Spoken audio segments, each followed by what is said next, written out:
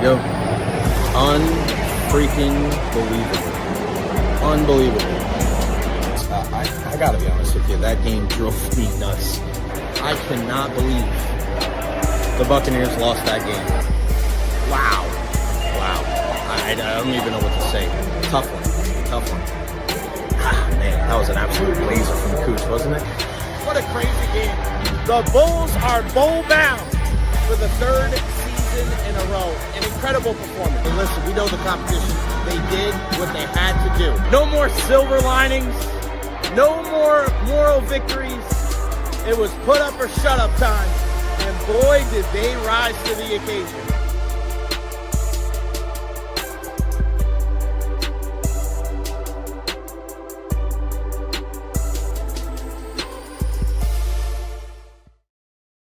What is going on, everybody? Welcome to the Recher podcast, live from Benchmark International Arena inside Suite 71. What is going on, everybody? Hope everybody's having a wonderful Tuesday, whether you're here in the Tampa Bay area or abroad.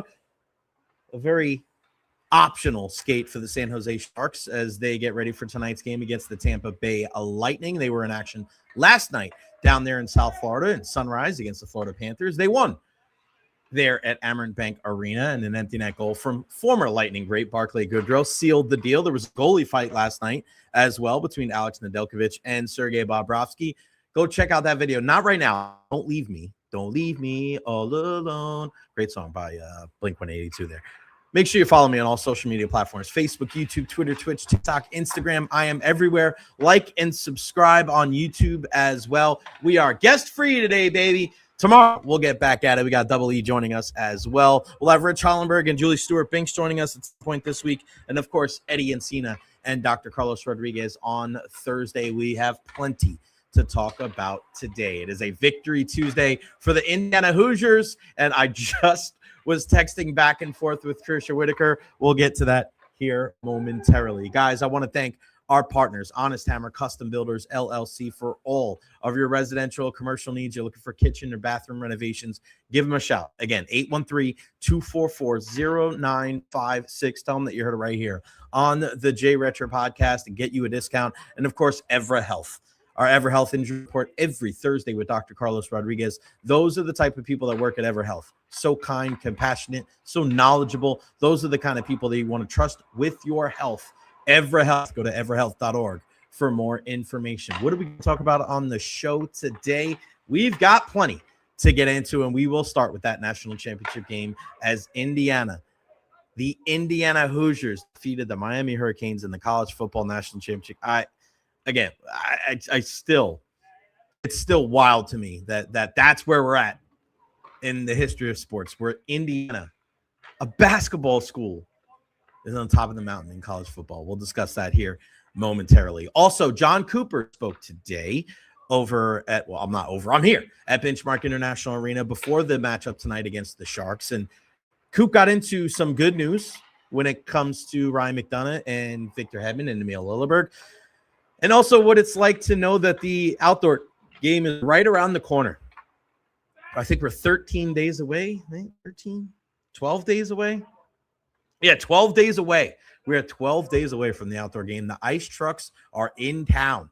So Jon Cooper saw that, and he also gives us some insight on some of the things I don't want to say concerned. It's probably too strong of a word, but just certain things that he has to observe and keep an eye on and be wary of as a head coach of a National Hockey League team when you're building a rink like this, the boards, the glass, the things like that. So you'll hear from Jon Cooper a little bit later on today.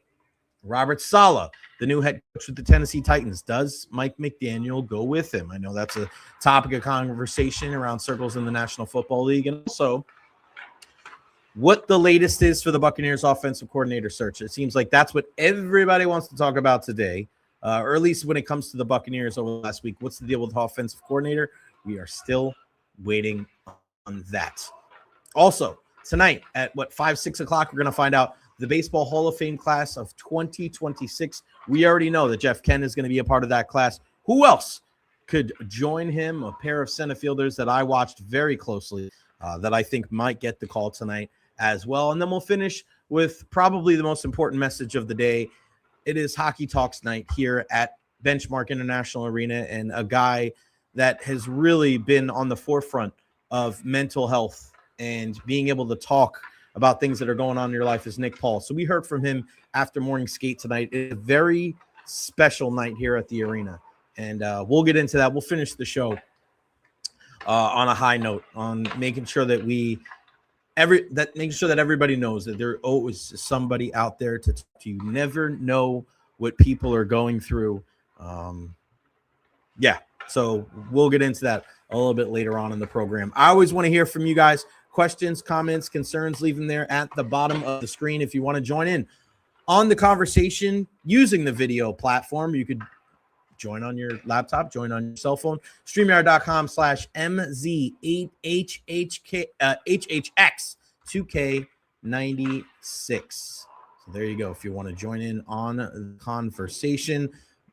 Bucks, Rays, Colts, Knicks. No one is happier on Victory Choose than Ian Beckles. Either him or Trisha Whitaker. Alec Vega, Hoosier. Congrats to Ian and Trisha, too. What a story. You got that right. David Terry, Jay Bird looking sharp. Blue kicks today? No, but I will show you the kicks in a little bit. With the Titans hiring Saleh, do you think McDaniel goes to the Titans over Tampa if he chooses an OC job? 12:50 today. We will discuss that topic right there. Okay. So last night, over at the Dignitary Cafe, 4817 Southwest Boulevard, we were there in the lounge with our good buddy Ian Beckles, and we watched the Indiana Hoosiers defeat the Miami Hurricanes 27-21 to win the college football playoff national championship. And you can't script this any better. I mean, you look, this is a story. This would be too wild for Hollywood.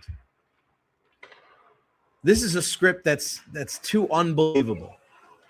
I think Hollywood scriptwriters would look at Indiana's story and go, there's no way that this is going to happen. Not a chance. And you look back at the record for the Indiana Hoosiers. This is a team that was dead last in the Big Ten 2 years ago. Dead last. And now they're sitting on top of the mountain as the best team in college football. And you watch Curt Cignetti and the decisions that he made over the last couple of years, especially last night. 4th and 5, deep in the Miami zone, deep in Miami territory. Calling that late timeout. No, we're not going for a field goal. We're going for it. Putting the ball in the hands of his best player, Fernando Mendoza. And then Mendoza making the moves, following his blocks, diving into the end zone. Ball breaks the plane. Touchdown Hoosiers. I mean, you can't script this any better. What an incredible story it has been. And to just watch, there was a moment last night where they had the camera on a young man and he was just overcome with emotion. That's the beautiful thing about sports. Trisha was going crazy. You saw the videos. She has zero apologies. She texted me today. She's still wearing the same Indiana shirt right now that she was wearing last night. I got a chance to see my buddy Ian Beckles in a way that I've never seen him before. Last night, Ian is not that guy. He's very even keel. And, you know, I think about it too, right? Like, hold on, I want to make sure. I know I'm like kind of in the, you know, I might be in the minority of this or what have you, but I truly enjoy. One of the best things about sports to me is living vicariously through someone else. I mean, the majority of the games that you're going to watch at the end of the day probably don't have a rooting interest unless you put some cheddar on it. But in an instance like last night, I mean, I was all in on Indiana because of Trisha Whitaker and my good buddy Ian Beckles. We watch sports for entertainment as an escape from reality. And if we can join in on some of the fun as some of our closest pals are brought that much joy, why not embrace it? If they would have lost, I would have been very happy. And I would have taken solace that a lot of my friends that are Miami fans would have been ecstatic. I mean, sometimes we take who wins and who loses so damn seriously. Just enjoy this. It's sports. It's supposed to be fun. And it's amazing to be able to see how the success of a team that was in last place in the Big Ten 2 years ago can bring so much joy to people like Trisha Whitaker and Ian Beckles. Trisha, just go look at her Instagram. Going absolutely insane. And I can confirm that she did not get arrested last night. I sent her 3 different phone numbers and websites for local bail bondsmen in Miami. She's good. She's chilling. She is wearing the same shirt that she did wear last night, but she is okay when it comes to the letter of the law. And then to be able to watch my guy Ian Beckles last night, watching the game with him. Ian's very stoic, right? He's very even keel. He doesn't get too high. He doesn't get too low. But see the big man nervous last night. I mean, it was different. I've known Ian for 12 years now, and I've never seen him like that. And when Carson Beck threw that last interception and Mendoza took that last snap, to see the joy on his face, I mean, that's what sports is all about. Even the old NFL veteran that doesn't get excited about much, that downplays a lot of the great things that goes on in his life, even Ian last night was overjoyed and overcome with emotion. Like that's what it's about. That's why I love sports. I mean, you can't script that shit, man. You just can't. What happened with this team, you shake your head in amazement. Now people are going to say, well, Mendoza is kind of cheesy, and I wish Ignetti had more emotion, and, they're not as good as Joe Burrow and LSU. And who gives a crap, man? Lighten up. Lighten up. That was a good freaking game. I loved watching that game last night. I mean, you watch it, and you watch that entire game, and listen, I got to be completely honest with you. As much as I was impressed with Cignetti and I was impressed with Fernando Mendoza, like none of that stuff surprised me. I was more impressed with Miami last night than Indiana, if that makes any sense. I love the fight. I love the gusto. I love the energy that they played with. I like that they didn't wilt. Miami showed that they are back. I don't give a shit what anybody says of like, oh, Miami's not back unless they won the national championship. Bullshit. Did you watch that game last night? They went toe-to-toe with the best team in the country. They went toe-to-toe with the national champions. They went toe-to-toe with the Heisman Trophy winner. You know who didn't do that? Ohio State didn't do that. You know who didn't do that? Alabama didn't do that. We didn't see Oregon do that, did we? Those teams got blown out of the water. Miami hung in there. They fought. They're built the right way. Power in the trenches. You didn't see Fernando Mendoza moving like he did last night. Ruben Bain and company were all over him. They had to adjust in a big way. They ran the football probably more than they wanted to last night because that pass rush was insane. Malachi Tony, what more can you say about that kid? That guy looks like Tyreek Hill 2.0. He would have been a high draft pick if he was able to come out this year. So for all the talk about Indiana, I love what I saw from Miami last night. Miami's not just back because they won a national championship. No. You were one of the last 2 teams standing. There were people thinking that they didn't even deserve to be in the college football playoff. And Mauro Cristobal and his players have nothing to hang their heads about. Carson Beck, you feel bad for the kid. He threw his last pass in college will be in the hands of the opposition. I don't know if many people were surprised about that. It's just kind of his bugaboo. We've seen that at Georgia. We see it with Miami. But the Hurricanes and their fans have nothing to hang their head about. They're in a lot better spot than Florida and Florida State and USF and UCF and every other team in the Sunshine State. Every other team in the ACC. And I got faith that Mario Cristobal is going to continue this not just next year, but as long as he's there with the Canes, because he understands. He gets it. There's been a lot of talk about, and the reason why he gets it is because he builds in the trenches. The offensive line, the defensive line. You're going to see at least 2 guys drafted in the first round from Miami on both sides of the ball. The offensive line, defensive line. That's where it's at. If you're a Miami fan, you should be very happy with what you saw this year, and it's not going to stop. They're going to continue to roll. So all those Miami haters out there, this team ain't going away. College football is better when Miami is good. They really are. They're better.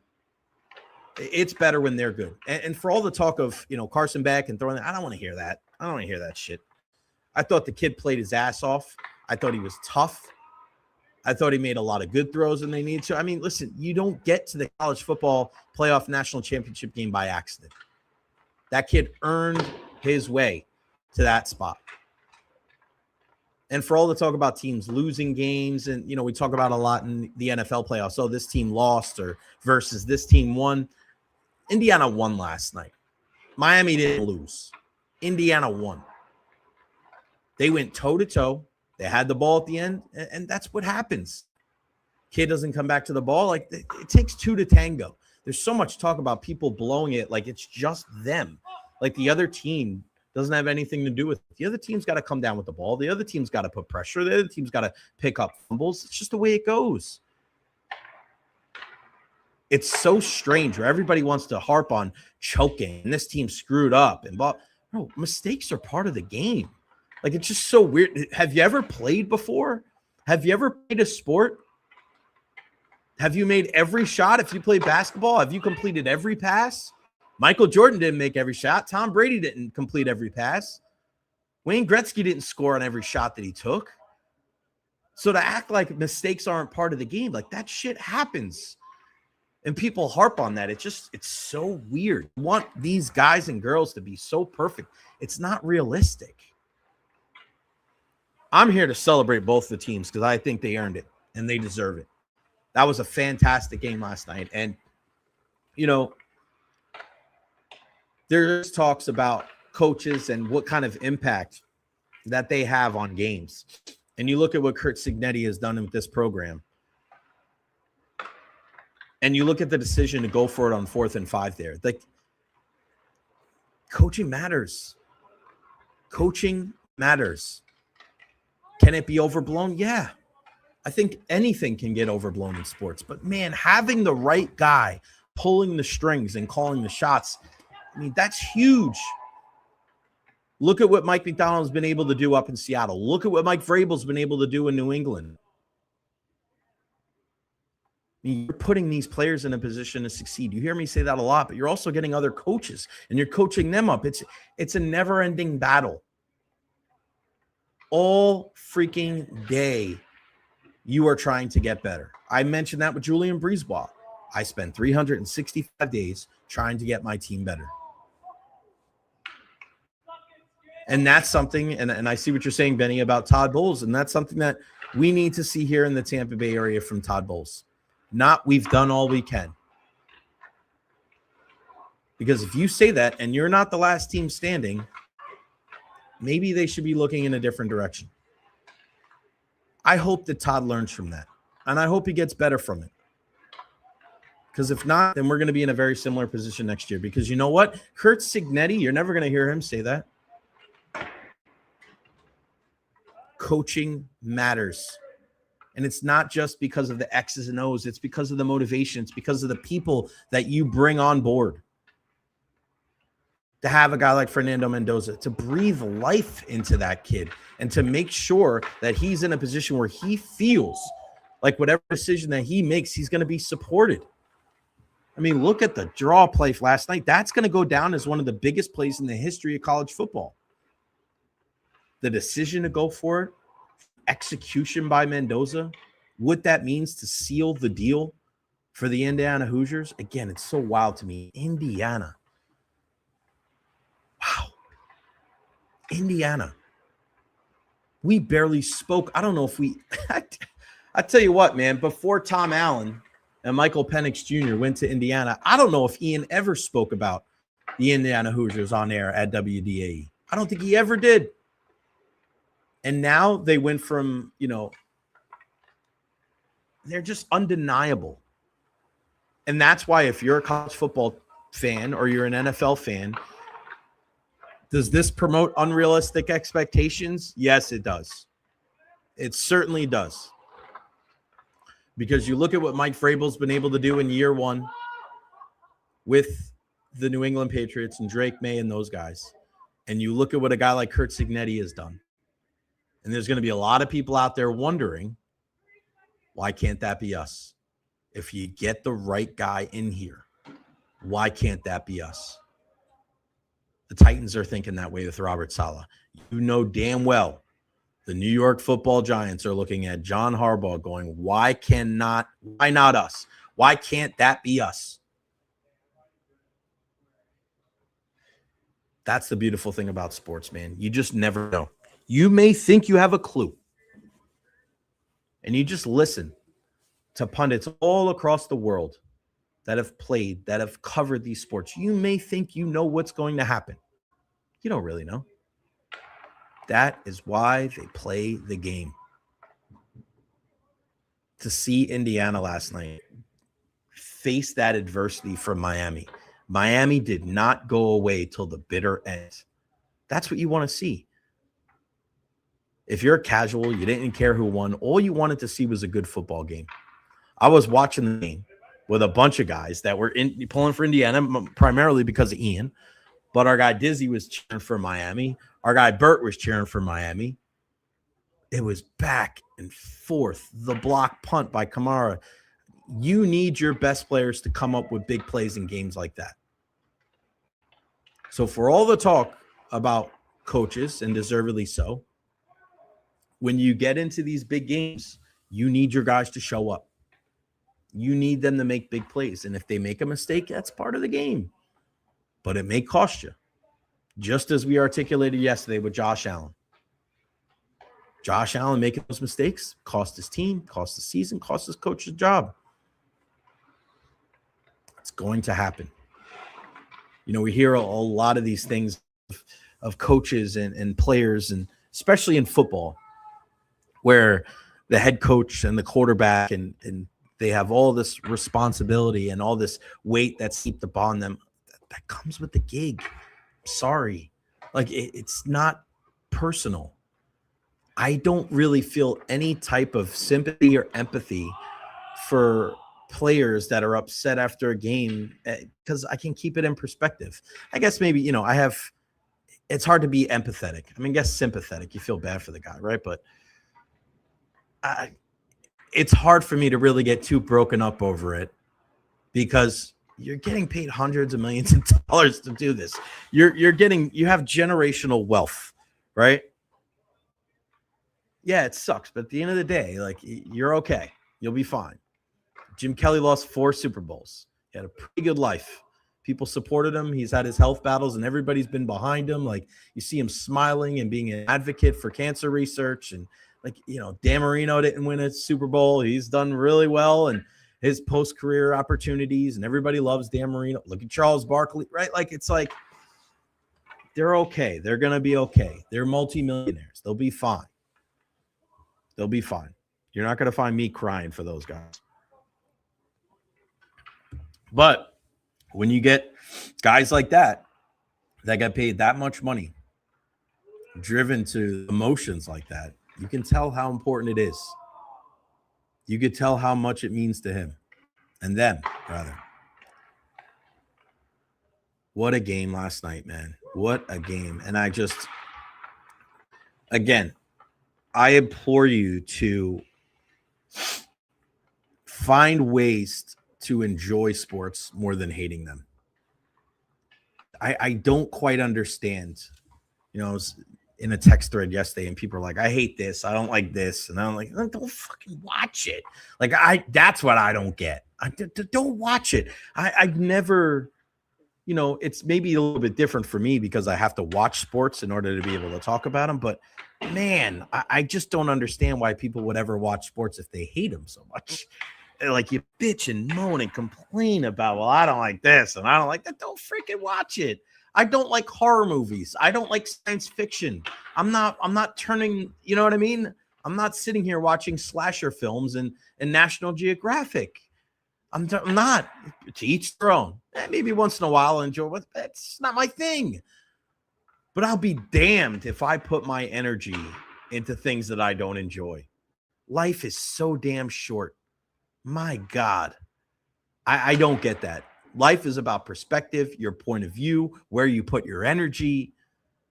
If you put your energy into things that are hard or things that you hate and you don't necessarily need them, why?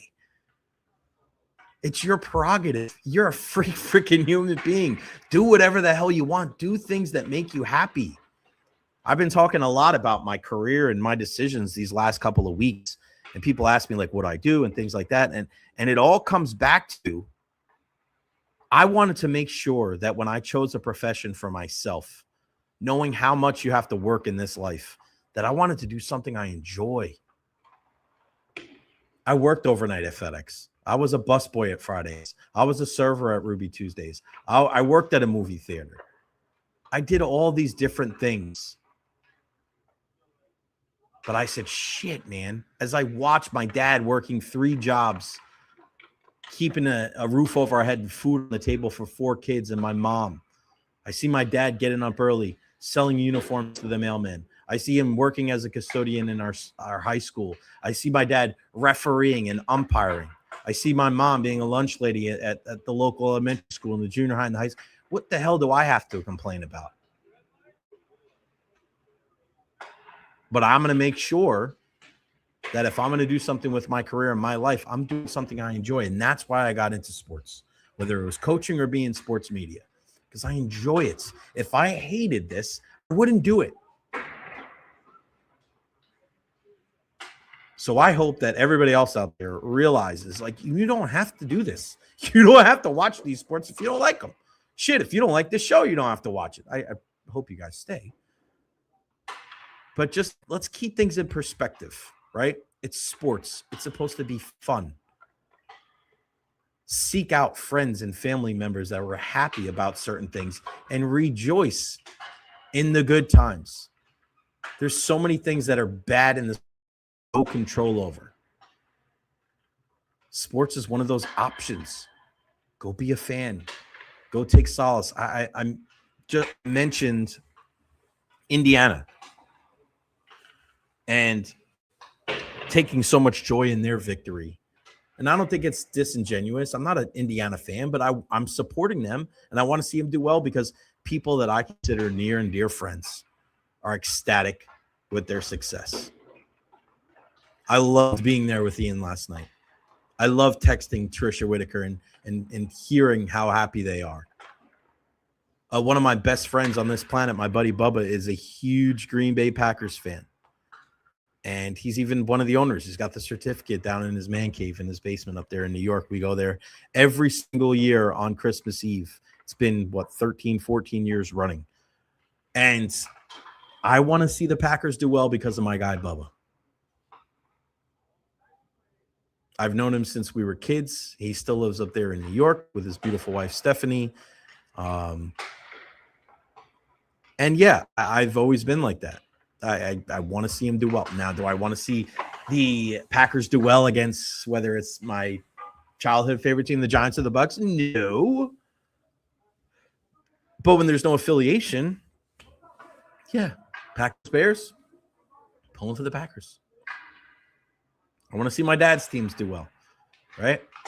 I want to see the Islanders win for my dad. When they face the Lightning, not as much, but I love you, Dad. I love you. Look at my guy, Producer Evolve. At the end of the day, sports are for our entertainment. Have fun. Don't get hung up on the results and let it ruin your outlook on life. We all have bigger things in our lives to deal with. You're right. And I know fan is short for fanatic. And shout out our guy, Eddie. Canes broke my heart. Way to go, Indiana and Bobby LFG. Appreciate you, buddy. But yeah, my dad kind of put things in perspective years ago. And, Ian says this a lot. He's like, I know where you got it from. You got it from your dad. And yeah, but I think the most important thing I got from my dad wasn't anything to do with sports. The most important thing I got from my dad was perspective. looking at things from a different angle. Don't just do what everybody else is doing. Don't just hop on the bandwagon and feel the same way about things that everybody else does. Have your own point of view, your own perspective. My dad and his perspective, my dad and his work ethic, those are the two things I learned from him. Those are way more important than anything that has to do with sports and our allegiances or anything like that.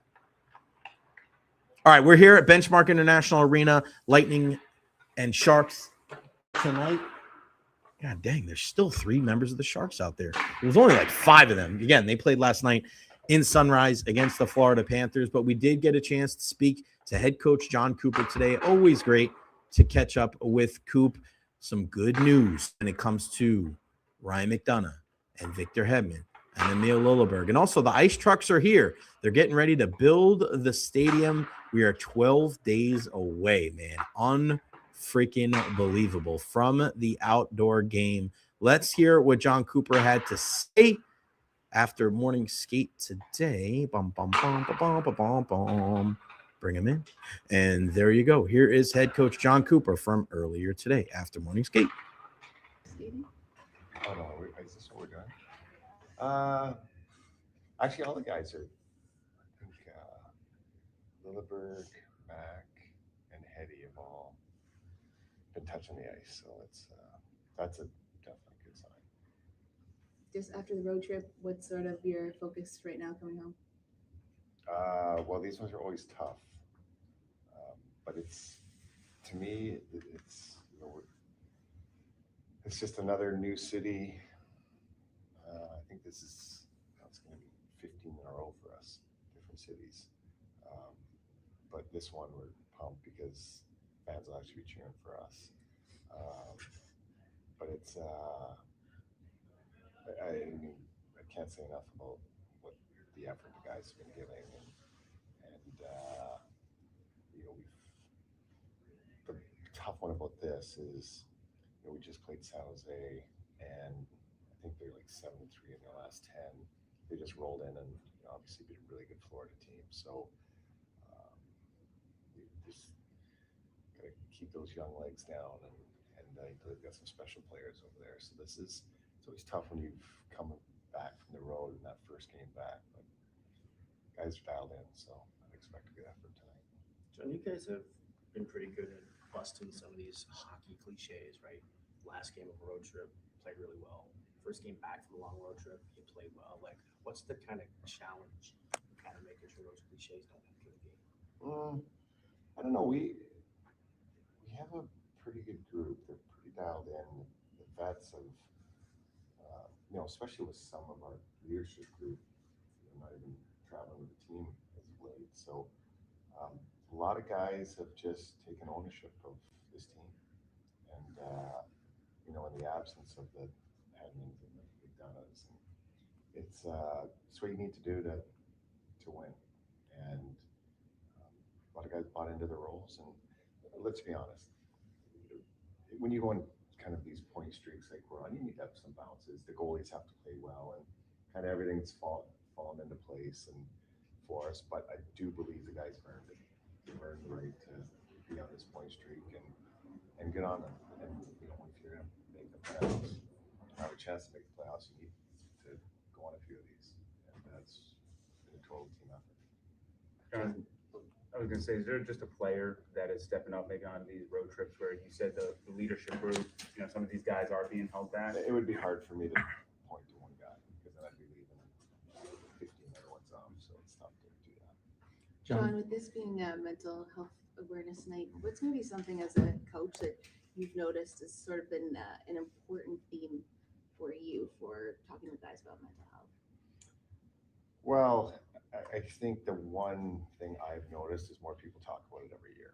And so what might have been a little bit taboo a decade ago is not any longer. And I think that's the whole point of this, is more communication and access and to help and not being shamed in anything. And I think that is the biggest thing that I've noticed. So it's been great. Jon, the ice trucks are coming into Recher today. I saw that. When this game is obviously going to be a lot different than most in terms of how they're going to protect the ice. What stations we have Hold on, I saw that on Fox 13. I I saw that on Tampa Bay 10. The night trucks are coming in. We, Can you use that? We might save it for a promo. We can. when you heard about, the idea of how they were going to protect the ice here, what was your reaction? And then maybe as you've learned more about it, like just kind of what's kind of your take on it? Well, I understand everything that's going on. It's not a traditional outdoor game where the threat is if it's going to be too cold. Right.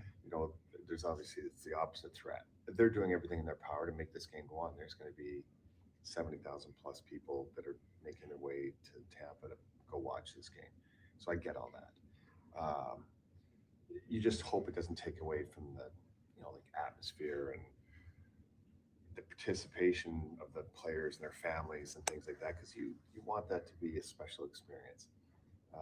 Ultimately, though, for the league and the Lightning to take these steps and bring in a tent and you have to. You can't sit here and think, oh my God, February 1st, it's going to be 35 degrees. And the other thing is the safety of the players.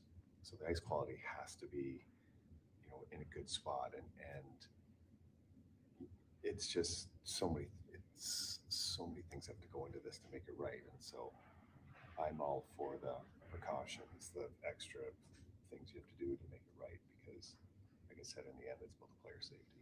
Obviously, it was much colder in Nashville a few years back, but for you as a coach, what are your concerns when you go into maybe a game like that, maybe even outside the the ice quality, because there is so much spectacle to it, everything else. Well, I kind of just wish it was like it was last night here. Okay? It was cold. First, the ice is paramount. But the other thing, now it's like the boards, the glass, how, what's the rebound, coming off the yellow one. And those are big things, like when you rim a puck, are there hitches in the boards? And so, that'll be a big thing. Hopefully we can get on the day before and be able to test all those things out. But for the most part, like the one maybe difference too, because, I remember in Nashville, you actually can talk to the players a little bit more because it's super loud, but not as loud when you're like in the trenches. It's interesting. So there's some of those dynamics. The other thing is too is the lighting and how the lights, is there a glare for the goalies, what's behind. So just all these things that you have to figure out beforehand, and that's why the skate before is such a big one. You played in those outdoor games in other places before. What are you expecting for the atmosphere like to be here in Tampa in front of your home fans? It's Gasparilla weekend. If you've ever been to Gasparilla, I feel like it's just going to roll right into Raymond James on Sunday. Welcome, Rob. Hey, thanks for coming. He missed the promo. You have 5 games left before that outdoor game. How do you maintain focus and the primary objective is 2 points, even in that game, right? But to make sure, because I know there's some ancillary stuff that kind of goes on. I don't. For me, it's not the outdoor game. Like to be honest, I don't think the whole guys have thought about a ton of it. I think the focus is getting to the Olympic break, and that's where outdoor games in Tampa. There's going to be like maybe a little tiny hitch in our schedule. We do on a normal game day, but it's it's getting to the Olympic break where guys are planning vacations. What are they going to do for a week and a half? And so to me, that's the stretch. I think that outdoor games just a self motivator. That'd be no problem for our guys. So good stuff there from head coach Jon Cooper. I think some of the things too with him is when you look at this whole situation with Coop, right? He is a guy that he's been through it all. He knows what this next couple of weeks entails. And I wouldn't have any other guy leading this team. I really wouldn't. And you hear what he had to say there. Really good news when it comes to the Tampa Bay Lightning regarding Ryan McDonough and Victor Hedman and Emil Lilleberg, all touching the ice, as Jon Cooper said. So, I mean, I hope for Hetty's case that he gets an opportunity to play in the Olympics. All signs point to it looks like he's going to be in there. But yeah, I mean, just hearing what he had to say about the team playing the right way and how it takes everybody. It takes everybody to be able to play as strong defensively as they have been. And you can't just single one guy out. You can't, because it's really everybody. This team defends, and you'll hear him say it. It's not just the defensemen that defend. It's everybody getting back. And I want you to watch this tonight in the game. I want you to watch these players getting back. I want you guys to watch the Yanni Gourds and the Jake Gensels and how they defend getting back into their own zone. It's not just the defensemen. And it's a beautiful thing to watch, because that is what this team did in spades when they won back-to-back Stanley Cup championships. And they are flying high right now. The vibes are good. Just being in the room right now, the guys feel good the way that they're playing. And one of the guys that I asked about this was Eric Chernak. And he's a guy that's been there. He's a guy that's won a couple of Stanley Cups, but it's a lot easier said than done. When you go, all right, well, you just play good defense. But, I mean, you got no Victor Hedman. You got no Ryan McDonough. How have they been able to do this? Eric Chernak tells us right here. About your team's play of late. You guys have gone on a nice little streak here. When you're playing as well defensively, how does it, because you know what it looks like. You know when it's going good, when it's not going good. When you're playing as well as you have, is that kind of a message in the room like, hey, it's not always about outscoring guys. We play the game the right way in all three zones, everything will be okay. Yeah, I think that's important, just play our game, do the right things, focus more on the defense than for the offense, because the defense is winning games. I think that's what we learned over the years, and for now we're doing the right stuff on the ice. Everybody's playing with the winning mentality, and obviously always when you're winning, the vibe in the locker room is way better. So we are just happy we are in that spot, and just have to continue doing the same thing, keep winning games and stacking points.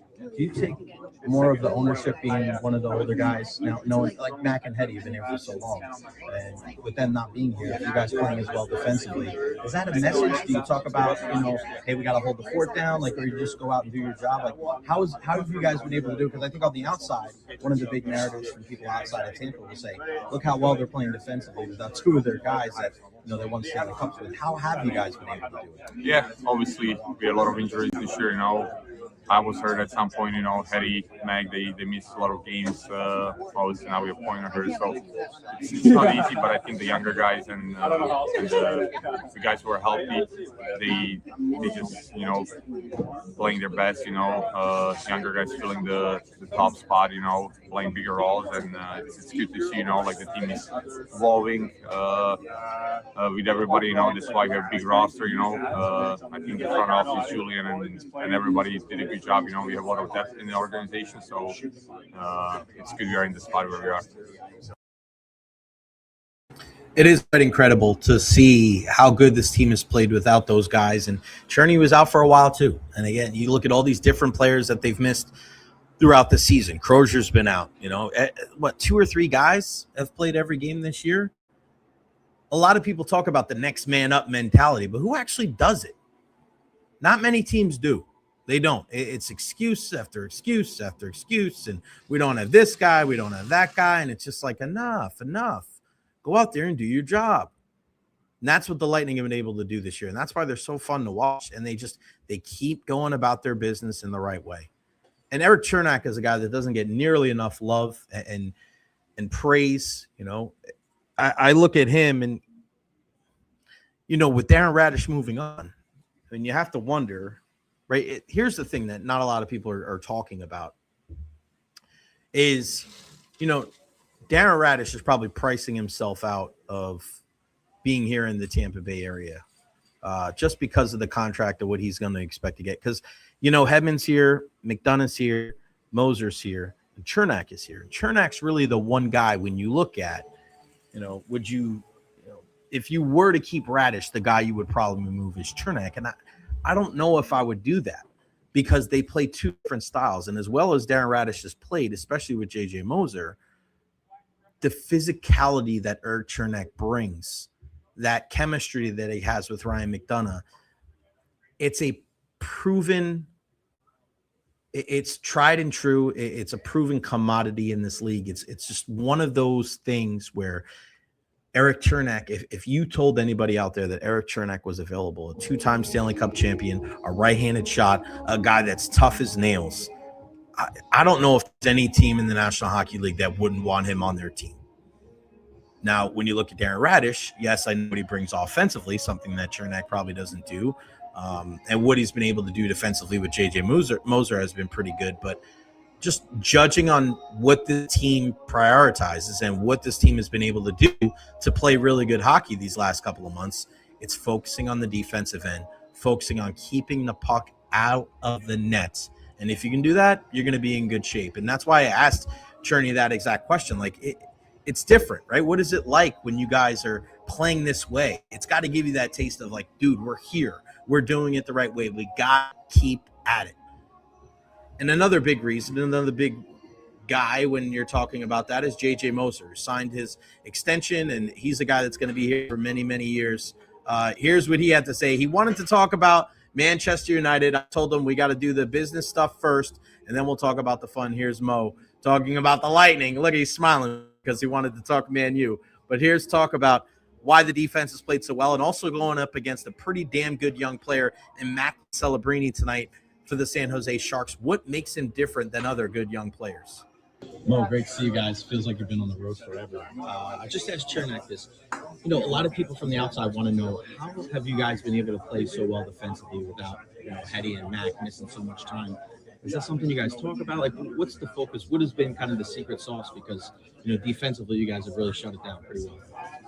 Just, it feels like everything was clicking. I think we were in a kind of a groove where no one had the feeling that they have to do too much or too little. I think it was just like, just do your job and do the little things defensively first.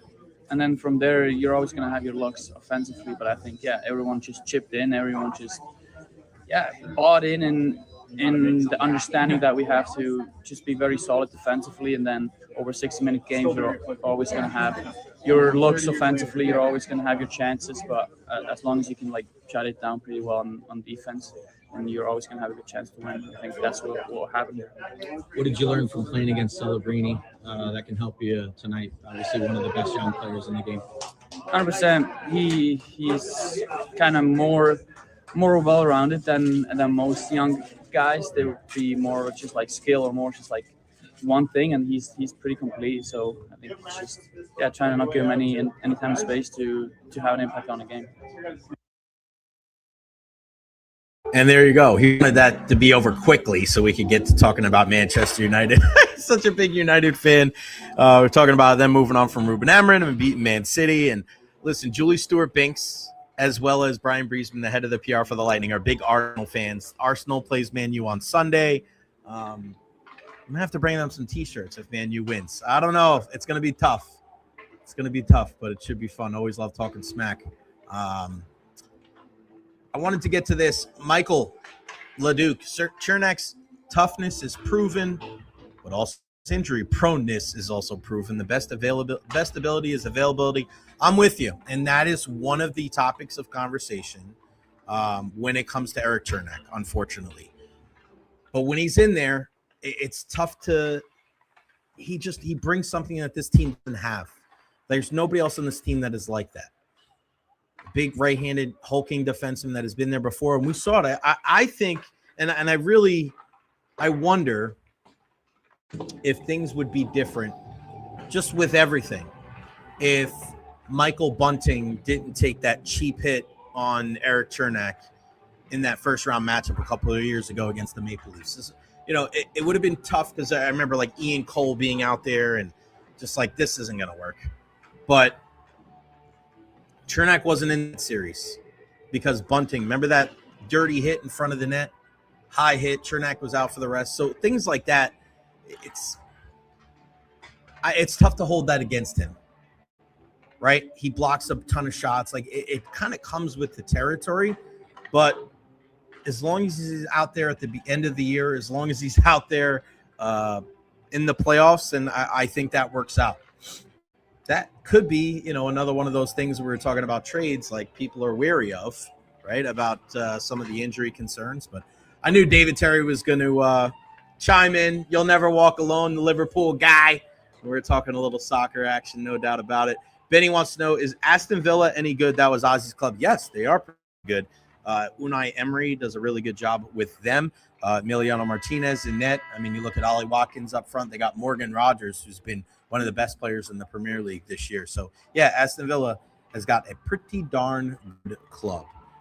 All right, switching gears a little bit here. One of the big news that we saw, and I just saw something on Joe Bucks fan as well. Robert Saleh was named the head coach of the Tennessee Titans last night. And you knew it was only a matter of time that until Robert Saleh got another opportunity. He was there with the Jets. A lot of people respect the hell out of the guy because of the job that he's done as a defensive coordinator with the San Francisco 49ers.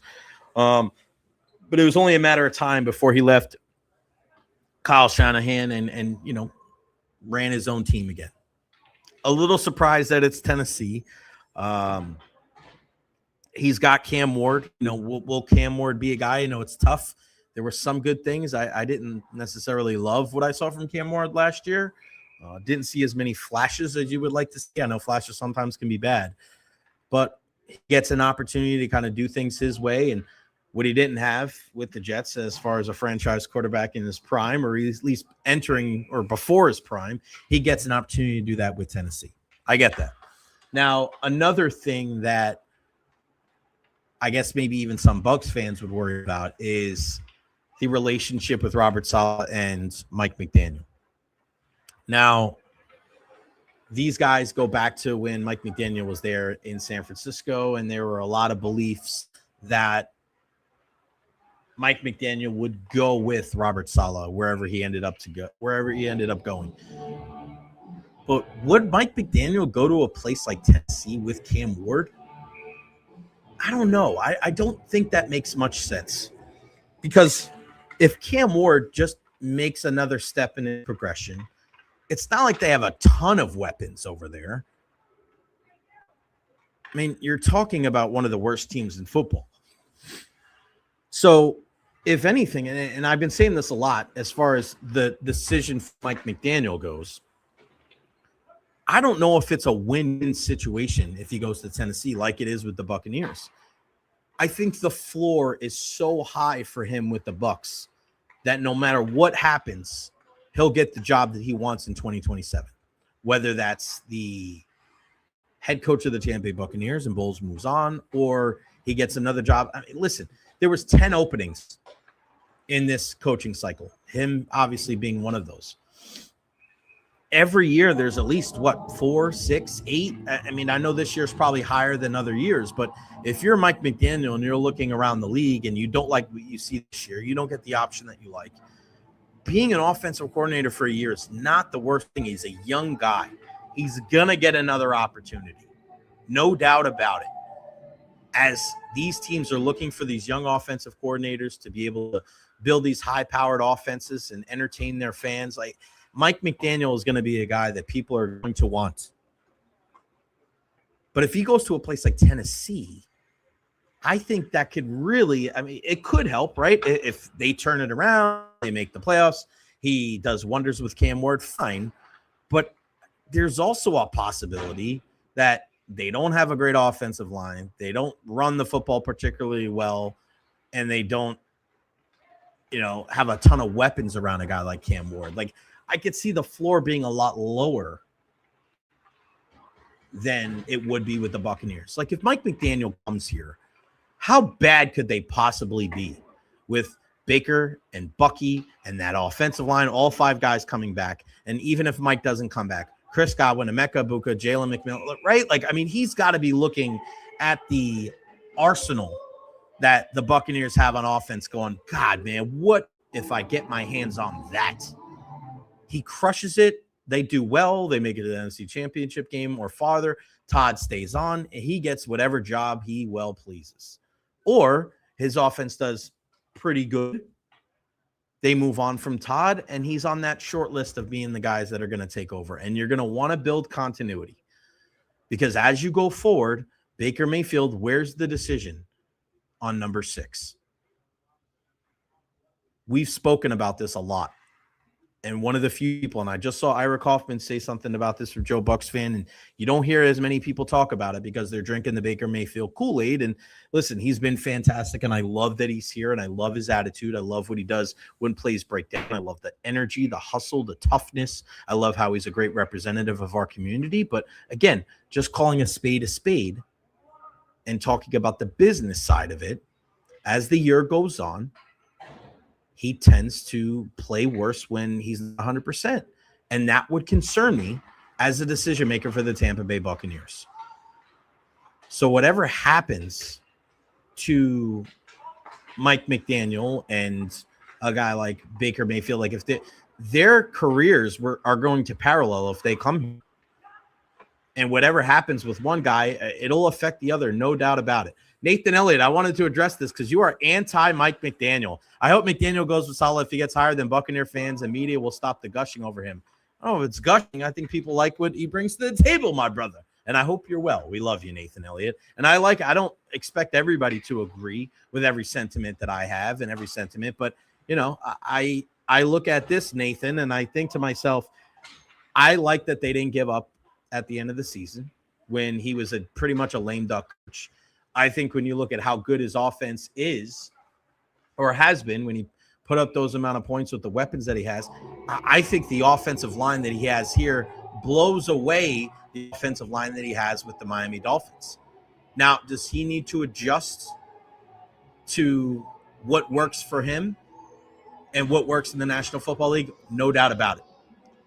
I spoke earlier this week, or maybe it was last week, about the Houston Texans defense and how it travels on the road. What we learned is Mike McDaniel's offense did not travel. When the weather wasn't great, they struggled. When they got deeper into the season against those top-tier defense, it didn't do as well. And if there is a cause for concern about a Mike McDaniel-led offense, it's right there. And I've addressed it before, and I will continue because I'm not just one-sided. But once again, I think that you look at a guy like Baker Mayfield, I think he's better than Tua Tagovailoa. I think he's a guy that doesn't need to be on schedule the entire time to be effective. He can run the football. Is not something that you would expect from a guy like Tua because of all the injury concerns that he had. And I think you have to be a little bit more at times 3-4 yards in a cloud of dust and be able to run the football when everybody else knows that you're running the football. If Mike McDaniel runs the Buccaneer offense, he has no choice. He's going to have Tristan Wirfs and Luke Gedeke and Graham Barton and Ben Bredesen and Cody Mapp. Like, right? That's where the relationship with Jason Light, I think, will do Mike McDaniel a lot of good. Because he's not going to be able to come in here and talk about, I need all these big offensive linemen that can move and not have any of these hog mollies that are going to be, they're going to want to run the freaking football. Baker under center, run the football, and put the heat on the other team. That's something that he's going to have to adjust to. And I think he will. He's a young coach. I mean, we got to be open-minded about guys learning as they go. All right, before we talk about the latest in the Buccaneers offensive coordinator search, I want to talk about my friends over at Honest Hammer Custom Builders, LLC. I mean, licensed, insured, bonded, general contractor for all your residential and commercial needs. 813-244-0956. Go to thehonesthammer.com, thehonesthammer@gmail.com. Shoot him an email, give him a call, tell him that you heard it right here on the Recher podcast. Get you a discount so you can freshen up your home, whether it's just a bathroom or a kitchen or maybe just one of these other rooms in your house that you need renovations on. Do you have a plot of land and you want to build your own custom house? They can do that as well. These are the kind of people that you want to support in our community. Our guy Hammer, Russ, he is the man. Team Tampa Bay all the way, a USF grad. These are the kind of people that you want to work with. Again, I say this a lot. It's not just your house, it's your home. This is where you're going to raise your family. This is where you're going to spend the next 10, 20, 30 years of your life. These are the people that you want to trust. Again, tell them that you heard it right here on the Recher podcast and get you a discount. Also, does Hammer have a good paver? Give him a shot. Give him a shot. And go from there. EverHealth, everhealth.org. There you go. everhealth.org. We have our EverHealth injury report every Thursday on the program with Dr. Carlos Rodriguez. He is the man. EverHealth, 17 different locations in Pinellas County. They want to be with you from the cradle to the grave. I go there myself to get looked at. My knee, my inflammation. It's been so much better. I've walked ever since I had that sit down with with Dr. Carlos Rodriguez. It's been amazing. He's made our show a whole heck of a lot better. And I can't stress to you guys enough the EverHealth Institute, very similar to the Connecticut School of Broadcasting that I went to, that helped set me on my path to doing this for a living. And you want to make sure that you're in a place where you're helping out people and you want to work in the medical field, check out the EverHealth Institute. It can change your life. Don't just change your career, change your life. everhealth.org. Go check them out today. Nathan says, did you like Josh Grizzard after the bye week? Did you like the play calling? Grizzard ran a Miami Mike offense, and that did not work out for Baker and the Buccaneers. Listen, I don't necessarily like what Josh Grizzard did at all, and I don't put that on Liam Cohen, and I don't put it on Mike McDaniel. I put it on Josh Grizzard. He didn't know the identity of this team. And I'm not going to call on a guy, and I'm not going to blame Mike McDaniel because Josh Grizzard implemented some Mike McDaniel facets of his offense after the bye week when they were not fully healthy. And you're expecting a team to learn a brand new offense in the middle of the season. Like, I don't know if that's, a bad thing because he brought in some concepts from Mike McDaniel. I look at it as this was Josh Grizzard's problem. He didn't do a good job. He didn't establish an identity. If you're changing what your offense is in the middle of the year and then you're saying, well, we want to run the ball 30 times and then people get on you about it and then you switch, like, that's not Mike McDaniel's fault. That's not Todd Bowles' fault. That's not Liam Cohen's fault. This is Josh Grizzard's fault. And it is the Buccaneers' fault because they decided that he was the guy. And that is why I really hope that they bring in a guy that has experience calling plays and not just another offensive coordinator. I get it. I understand you want some of these young guys, and the latest in the Buccaneers offensive coordinator search is interviewing Dan Pitcher, who they interviewed a couple of years ago. He's the offensive coordinator for the Cincinnati Bengals. And I mean, I don't know if that makes much sense. You're bringing in a guy that had no experience of calling plays. The only guy that it worked out with is Liam Cohen, and he called plays over there at Kentucky. He was there, and he called some plays for Sean McVay there in L.A., and he was just a different cat. He was the exception, not the rule. We saw it with Dave Canales. We saw it again with Josh Grizzard. Everybody's pumping him up. He's a Yale kid. He spent times in those meetings with Liam Cohen. He went down in with Mike McDaniel. That's not a red letter against Mike McDaniel or Liam Cohen. I think it's Josh Grizzard just wasn't ready. The Buccaneers made a mistake bringing him in as the offensive coordinator. I think we can all agree on that. That wasn't that opinion. That's a fact. You have to make it work in some form or fashion. You got to show me some type of identity, some rhyme or reason with who you're deploying out there on the field, especially in the backfield. Rachaad White said as much. He didn't know, ride the hot hand. He was the hot hand. He didn't play at the end of the year. What are we talking about? I do not want the Buccaneers to get a guy that has not called plays in the National Football League. Mike McDaniel is my first choice. I would probably go Zach Robinson as second choice and then Todd Monken. But if we look at Todd Monken, I'd be very surprised if he wasn't the guy that John Harbaugh hired as his offensive coordinator there with the New York Giants. I know Pitcher is a name that a lot of people like because he worked with Joe Burrow, but like, what's your role going to be in this offense? Your role is going to be to call plays.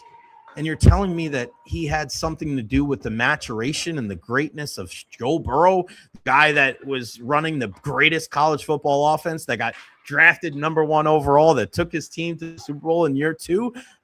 And this guy doesn't call the plays. Like, how important was this dude? I don't know. I'm not getting. Well, he was with Sean McVay. Great. I want to see guys that have called plays. This is a much different offense. This is a much different discussion than we had a couple of years ago with this team. You have a quarterback in place. You know, they've had a virtual interview with Mike Kafka as well, and David Shaw and Israel Wolford. None of those guys are getting the job, and that's a good thing. Because I watched Mike Kafka's play calling with the Giants, with Daniel Jones, with Jackson. Not good. Not good. I don't want him. No, thank you. At all. Nathan says, let's see. If Baker Mayfield is your quarterback, then got to go with Robinson or Shieldhouse or LaFleur. Is your guy. Okay. It depends on your QB. You want Baker to do well. Baker Mayfield is your QB, then go with Robinson or Shieldhouse or LaFleur if Baker is your guy. I don't know if it's necessarily that. You don't know, because you could have said the same exact thing last year with Josh Grizzard. You went with Josh Grizzard because of the familiarity, because of the continuity with this offense. He was in those meetings. Baker pounded the table for the guy. So to me, it's not just about if Baker is your guy and that's who you want to go with. He was endorsing Josh Grizzard as loudly as anybody. And look where that got you. Sometimes it's better. Like we're talking about Mike McDaniel. Like, you know, he's not like even close to being an offensive. Like, this guy came from the Kyle Shanahan tree. I mean, you look at what Shanahan's been able to do. It's Shanahan and McVay. If you're going outside of those trees, I think that's when people start questioning it. My big thing is making sure, even if it's not a guy like Mike McDaniel, give me a guy that has play calling experience. Give me a guy. You need that, especially if Mike Evans comes back. I need a guy with experience. I need a guy that knows what it takes to be successful in some modicum of or some form or fashion in the National Football League. Give me some modicum of success, please. Zach Robinson was a guy that the Buccaneers wanted a couple of years ago, but he went to the Falcons instead. He buddied up with Raheem Morris, and we saw what he was able to do last year. You saw what he was able to do with Michael Penix, with Kirk Cousins. I thought it was probably the first time we got a chance to see what Kyle Pitts could actually do. I mean, Drake London's a hell of a player. Bijan Robinson, the way he was able to keep Tyler Algier in there. I mean, if you're telling me Zach Robinson is the guy, I wouldn't hate that at all. He has experience. He knows the division. He knows Baker Mayfield. And I think you're going to get the most out of a guy like Bucky Irving. I think you're going to get the most out of Chris in a full year after he comes back for his injury. I think Emeka Egbuka in year 2 is going to be much better. Jalen McMillan not being injured. The confidence that I had in the Buccaneers defense last year, I have the confidence in the offense this year. You got to make the right hire, no doubt about it. But I think guys just coming back and being healthy and getting Malk back and getting Bredesen back, I highly doubt that the Buccaneers are going to go through the same rash of injuries that we saw in the 2025 season in 2026. I highly doubt that. It was abnormally a large number. It was just way too much. So many different players. And defensively, I think Jason Light looks at this and Todd Bowles, you back people into a corner, you back professionals into a corner, and they know that their job is on the line. They're going to do whatever it takes. And again, I've said this enough. This could be the last chance for Todd Bowles. It probably is his last chance, his last year to be an NFL head coach. He is not going to leave any stone unturned when it comes to making this team as complete as humanly possible. Defensively, offensively, special teams. Like, he has to get this right. Because if not, it's going to cost him his job. So he can, be prideful and he can be loyal. And I get that. But if you want to continue to coach this team after 2026, you got to get the offensive coordinator right. You got to get the special teams coach right. And you got to make sure that these guys on defense are performing to the capability that you expect them to. And again, I don't want to be in a press conference next year, and I don't want to hear Todd Bowles saying we've done all we can. Because that'll be one of the last press conferences that he does. And again, I hope Todd figures it out. I really like Todd, and I think he's gotten better as a coach. I think last year was not good enough. But man, I that's, again, we said this before. That's the great thing about sports, to be able to prove people wrong. Everybody thinks that they know that they have a beat on Todd Bowles, that this is going to be it, and they should just get rid of him now. I was surprised that the Buccaneers retained him, but I would love if he showed more of an open-mindedness that we've seen. He's been more open-minded in the last 2 years than he has in years past. I'd love for him to find that next gear as a head coach. And I'd love for him to kind of prove everybody wrong. Because you know what that means? It means the Buccaneers are winning. It means the Buccaneers are making a long postseason run. I'd be glad to be wrong. I wish him and the Buccaneers all the best, because it's talking about playoff football and the Buccaneers not being in it after all the success that they've had from 2020 on. All right. Tonight at about 5, 6 o'clock, we'll find out the 2026 Baseball Hall of Fame class. We know that Jeff Kent is getting in there, and no surprise there. He was one of, if not the best, offensive second baseman that we've seen ever. And now tonight, we're wondering, could it be a guy like Carlos Beltran? Could it be a guy like Andruw Jones? And I got to tell you, just from watching them, and I've actually had a couple of interactions with Carlos Beltran when he was with the Mets back in the day, which was kind of funny, years before I ever got into the media. But I look at the guys that are eligible tonight, and it'll be 6 o'clock tonight, revealed on the MLB Network. Just looking at some of the names. Here we go. Boom, boom, boom. Jeff Kent going in. Who can join him? Carlos Beltran. As far as the tracker goes, 89%. It looks like he could get in. Beltran is a guy that, when you look at it, 5 players in history to have 500 doubles, 400 home runs, and 300 steals. A-Rod, Barry Bonds, Andre Dawson, and Willie Mays, all Hall of Famers. And I remember that postseason that he had with the Astros. Unbelievable. He was good in so many different places. He was fantastic with the Royals. He had some good years with the Mets and the Yankees. And this is a guy that was a switch hitter, that was a force in the middle of the lineup. And there's not that many people, when you think about it, at the center field position. I think it's the lowest position, tied with designated hitter, for guys getting in. I have a very high standard when it comes to Hall of Fame. I look at it, and it should be like a no-doubter to me. You shouldn't have to think about it. Was he one of the best players in baseball at his position for a certain amount of time? And when I think of Carlos Beltran, I say yes.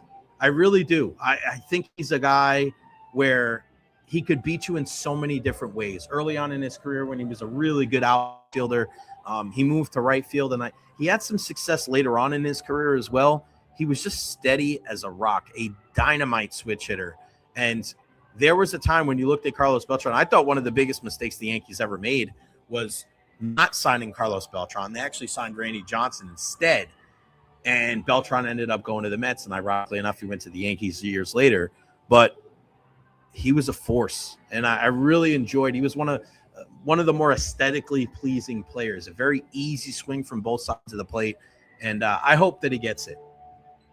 The other guy that I think he should have been in a while ago.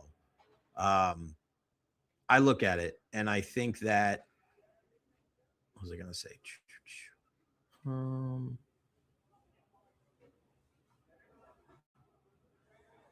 All right, here we go. You're looking at a guy like Andruw Jones. Now, for Andruw Jones, I think he's one of the top 5 defensive center fielders that I've ever seen in my entire life. He literally changed the game. And I remember watching him play center field and seeing him play so shallow and looking at how deep the left fielder and the right fielder were playing. And there's looking at Andruw Jones going, is that guy nuts? Is he crazy? There's no way he's going to be able to get to some of these balls. And he was just effortless out there. Effortless. He had a big bat. He was a guy that his average dipped later on in his career, but he still hit a ton of home runs. He was a guy that was a mainstay in the middle of that Atlanta Braves lineup with Chipper Jones. I find it hard to believe that a guy that was that good. I mean, this is a guy that hit over 400 home runs, right? A guy that, I mean, you're talking about 10 Gold Gloves. I mean, 10. You're that good defensively. And that's what I look at it. We put so much of the onus on offense, and we look at all these different things. He hit 434 home runs. He was one of the best defenders of his generation, like by far. There's nobody out there that is going to list the best defensive center fielders and not have him on the list. So many guys are put in when you're talking about position players based solely on their offense. And the defense is like, oh, yeah, whatever. And sometimes it's not even a topic of conversation. This is a guy that was a stellar defensive player. One of the best, 10-time Gold Glover, I just said. And he hit over 430 home runs. I think it's crazy that he isn't in already. Crazy.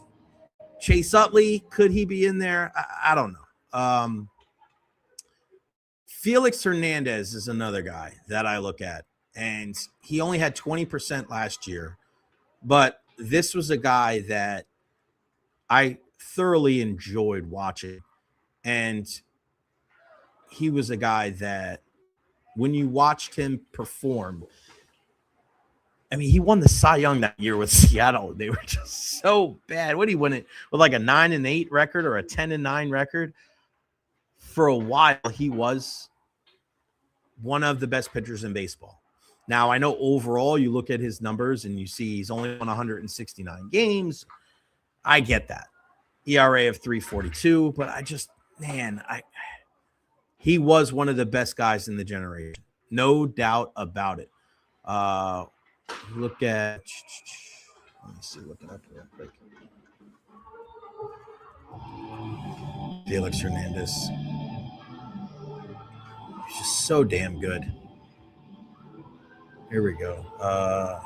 6-time All-Star, won the Cy Young in 2010, led the league in wins in 2009, a 2-time AL ERA guy, member of the Venezuelan Baseball Hall of Fame, perfect game back in August of 2012. He won 169 games, but I feel like he would have won at least 200 games if he was on a better team. That's where wins and losses. It's tough, man. It is tough. I don't know, man. It's rough. Kevin Kiermaier, MLB Hall of Fame. I don't think so, buddy. I don't think so. Not good at all. Not good at all. Only Felix that Benny recognizes, Felix Potvin and Felix the Cat. David Terry wants Steve Garvey, 10-time All-Star. Yeah, I mean, former, Tampa guy through and through as well. Baseball, sometimes they look at the numbers, they're so harsh, and then other times it doesn't seem like it matters.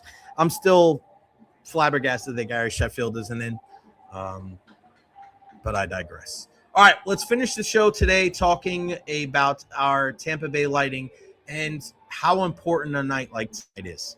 It's Hockey Talks night, and we know that mental health is something that has become that much more prevalent in the world. And a guy like Nick Paul, who is really on the forefront. If you ever come to a game, you see, they put it up there and what he does, for our community and opening these discussions. And a night like tonight, like, you just never know what people are going through.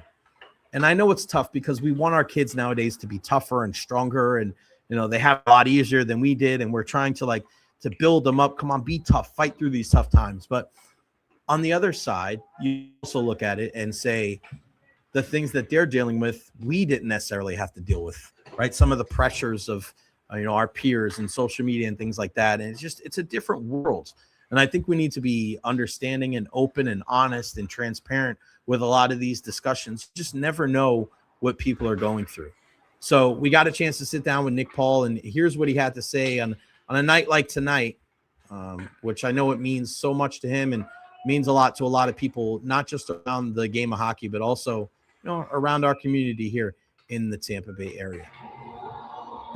A great night. I think, especially in the world we live in today, there's a lot of mental health and mental pressures and society pressures that can build up. Social media, you don't want to get away from it. So I think tonight, just raising awareness and, how far mental health has come over the last 5 years or so has been a great step in the right direction. And I got a charity, Points with Paul, and I support it. And I think it's very important to recognize it. It's gonna be a good night. How nice is it for you guys to get a game at home after what seems like you've been on the road for so long? Yeah, it's been a crazy schedule, that's for sure. But I think it's been good for us. I think we bonded. I think we came together, and I think our play shows. We've been on a pretty good run here, and in this room, it just feels right. It feels we go to work for each other. We're there for each other. It's a really close group. We're talking about before. It's everyone's teams. You can feel there's something special. We've talked about you kind of jumping into different roles, different lines, especially also power play when you take the face off and then jump off. Would you think of yourself as kind of like the I'll figure it out guy? Yeah, I guess that's a good one. I guess I'll figure it out. Just one of those, any position you kind of need me. Only thing that I don't have is switching hands. I can't play right side or right-handed, but like you said, I guess I'll figure it out, right? But it's just somewhere where I just try to be a player. Going through some tough times trying to make the NHL. Being in the A, trying to figure out identity. What can I do? Finding that role wherever you kind of need me is where I can play and try to make myself available. And since I may, I've just tried to continue that and try and get better at that. The figure it out guy. I like that. He does everything for this team, doesn't he? I mean, you look at Nick Paul. He plays center. He plays wing. He does it all. Nick Paul does it all. He's another guy. It's easy to root for the Lightning when they have guys like that on their team. He's just incredible. And again, on a night like tonight, the Lightning, they're playing this game against San Jose Sharks before they head back out on the road again. But I implore everybody, and don't let this be lost on everybody out there. Our guy, Eric Moreno, who is always here and watching the show, big-time Buccaneer fan, lost his dad last year. It was a year ago, 2 days ago.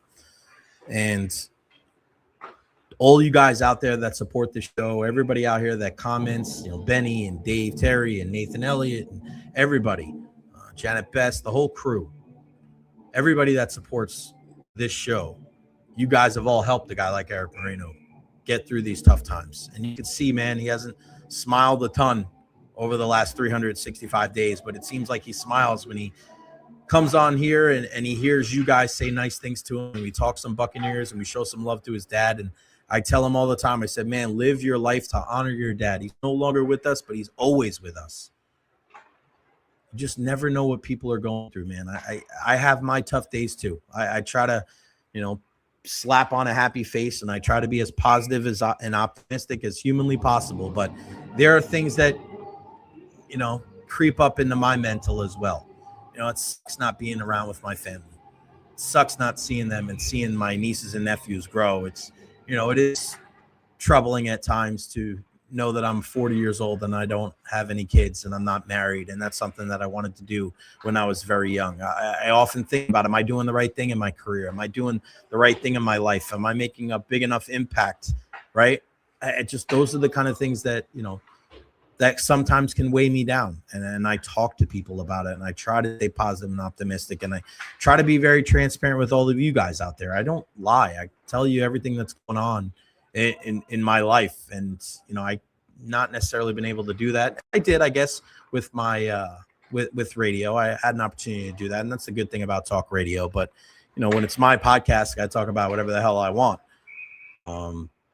Yeah, it is educational. It's informational, but sometimes you just got to say what's on your mind and get things off your chest. And I appreciate everybody for sticking with me and being here and being a supporter of this show. And we're just going to continue to do that. And I hope that you guys can all feel like Eric Moreno does, that if you have anything to talk about, anything you want to bring to the table, if you're a guy like Nathan Elliott who wants to voice his displeasure about Mike McDaniel, I'm all about it, buddy. I'm all about it. I love it. You guys are my adopted family, Benny. I appreciate it. All right, that's going to wrap it up for me today. I'm going to go. I'm freezing. I am so cold. And usually I go outside for a couple minutes to warm up and stand in the sun. I don't know if I can do that today. So I really don't know what I'm going to do. Hopefully I'm going to thaw out and be ready for the game tonight. Lightning and Sharks here. Benchmark International Arena. Go Bolts all day, every day. A big thank you to Eddie for the super chat. The only way we're going to continue doing this is with our super chat and with our help from our partners, Honest Hammer Custom Builders and Evra Health as well. Dolan, Benny, Janet, everybody in the crew. I love you guys so freaking much. You guys are the best.